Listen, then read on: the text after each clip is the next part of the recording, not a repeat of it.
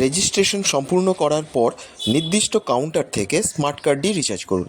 Private category হলে ন্যূনতম 10,000 এবং জেনারেল সি ক্যাটাগরি হলে ন্যূনতম 4,000 টাকা রিচার্জ করুন। এইবার আপনার রোগের প্রকৃতি অনুসারে কাউন্টার থেকে আপনার সঠিক ডিপার্টমেন্ট বেছে সেখানে ওপিডিতে পাঠিয়ে দেবে। প্রাইভেট পেশেন্টের জন্য হোমি ভাবা বিল্ডিং এবং জেনারেল ও এনসি টাইপ পেশেন্টদের জন্য গোল্ডেন জুবিলি বিল্ডিং ওপিডিতে ডাক্তার দেখাতে হবে। আগে থেকে যদি biopsy, MRI, CT scan, PET CT হয়ে থাকে তাহলে বায়োপসির block, MRI, CT, PET CT, CD এবং প্লেটটি নিয়ে আসবেন।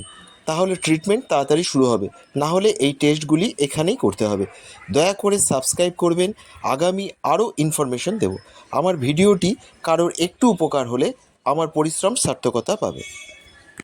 রেজিস্ট্রেশন সম্পূর্ণ করার পর নির্দিষ্ট কাউন্টার থেকে স্মার্ট কার্ডটি রিচার্জ করুন। প্রাইভেট ক্যাটাগরি হলে ন্যূনতম 10,000 এবং জেনারেল সি ক্যাটাগরি হলে ন্যূনতম 4,000 টাকা রিচার্জ করুন। এইবার আপনার রোগের প্রকৃতি অনুসারে কাউন্টার থেকে আপনার সঠিক ডিপার্টমেন্ট বেছে সেখানে ওপিডিতে পাঠিয়ে দেবে।